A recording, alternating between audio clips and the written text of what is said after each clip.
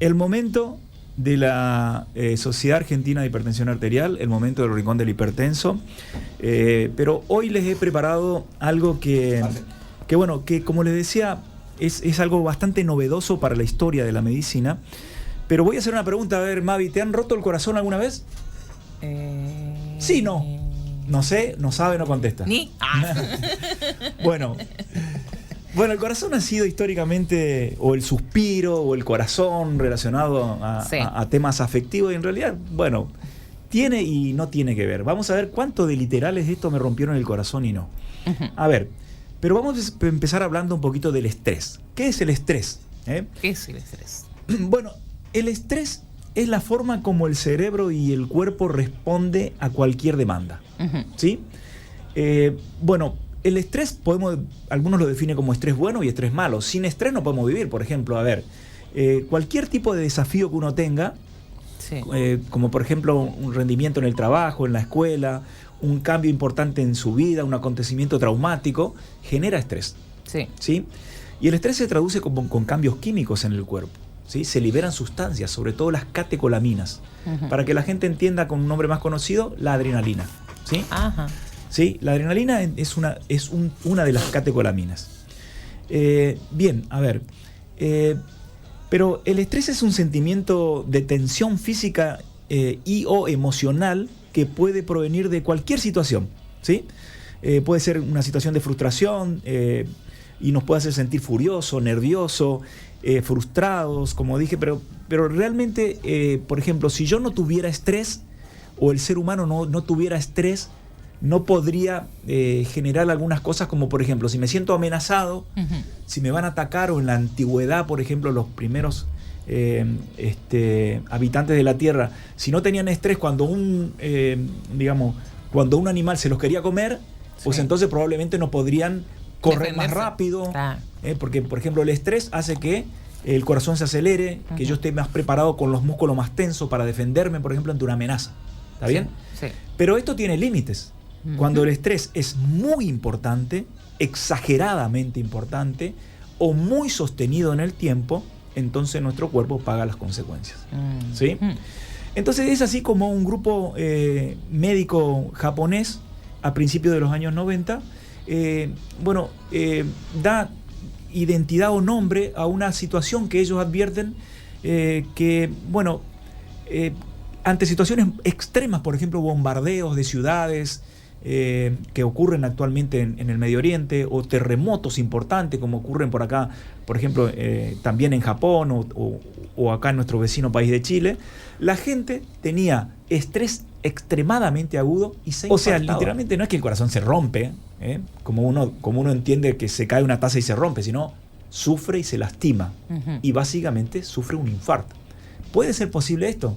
Sí, no es la forma más frecuente. El sábado pasado hablamos del camino de la aterosclerosis al infarto, que es el infarto tradicional, que es el que yo diría el 95% de los casos de los infartos tiene que ver con todo lo que siempre hablamos de fumar, comer mal, diabetes, presión alta, colesterol, etcétera, que nos lleva a formar una placa de colesterol a través de mucho tiempo, 20, 30 años, que un día esa placa se rompe, se trombosa todo, no pasa la sangre y uno tiene un infarto. Ese es lo clásico. Eso es lo clásico, lo que habitualmente nosotros vemos a diario.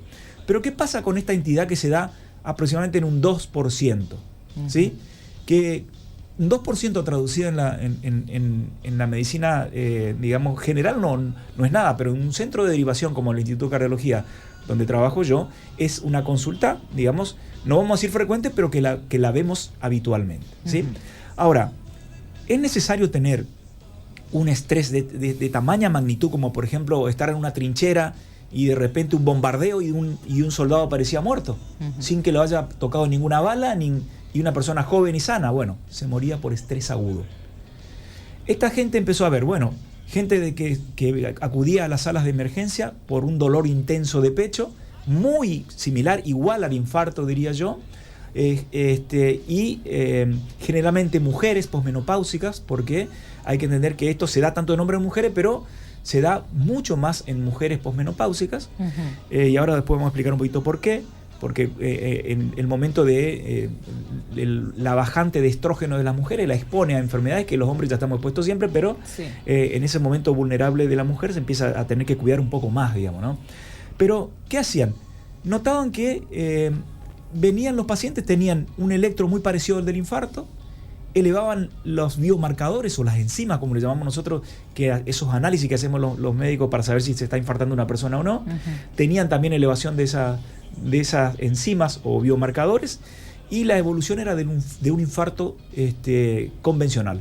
Pero ¿qué pasa? Cuando iban a cateterismo no tenían estas placas de colesterol, o sea, tenían arterias sanas o muy poquito enfermas, que no explicaban esta situación de infarto que estaban ocurriendo en estas personas.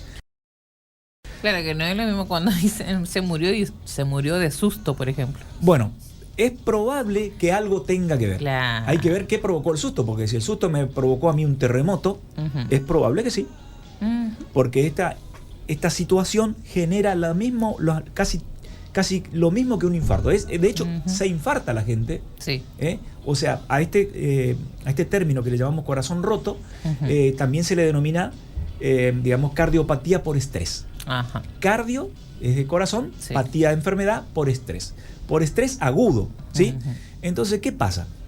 Vamos a explicar rápidamente para que la gente entienda. Decíamos que el infarto convencional es una placa de colesterol que se formó mucho tiempo, que un día se rompió y se trombosó todo. Eso es lo que la aspirina puede en un 35% de los casos evitar.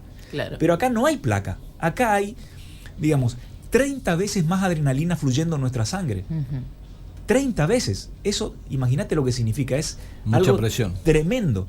Eleva la presión, acelera el corazón y provoca algo que es una teoría de lo que pasa acá, que es un espasmo de la arteria. Ajá. O sea, la arteria se contrae violentamente, claro, y no deja pasar sangre. A los fines prácticos es lo mismo que tener una placa que obstruye el camino. Aquella placa que obstruía el camino, decíamos que Favaloro inventó el bypass, la salteaba nomás y después se solucionaba. Acá no ocurre eso. Acá se espasmodiza, o sea, esa cantidad de adrenalina, que hay 30 veces más que en una persona normal y que hay 3 veces más que en un infarto convencional, provoca ¿qué cosa? Este síndrome que con los japoneses le llamaron Takotsubo, y voy a explicar ahora por qué. El Takotsubo lleva el nombre porque ¿qué es el Takotsubo? El Takotsubo es un jarrón japonés, que lo estamos viendo ahí en imagen. Es un jarrón japonés. Háganse la idea de un jarrón que tiene una parte inferior gordita que luego se estrecha en el cuello y se vuelve a abrir hacia arriba, ¿sí? Un jarrón. Bueno, ¿para qué usan estos los japoneses? Para atrapar pulpos. Ajá. Ponen comida ahí adentro, tiran el jarrón al mar, el pulpo ingresa, pero no puede salir. Claro. Porque el pulpo no tiene marcha atrás. Entonces entra y lo atrapan allí. ¿Qué pasa? ¿Por qué?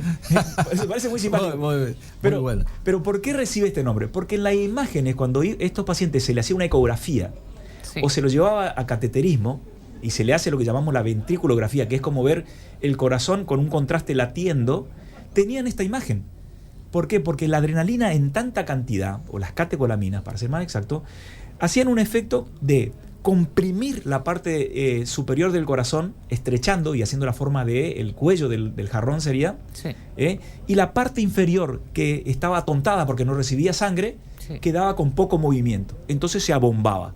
Entonces en las imágenes, en el cateterismo, toman esta imagen que los japoneses que se dieron cuenta de esto, advierten esta similitud con el Takotsubo, le llaman síndrome de Takotsubo, ¿sí?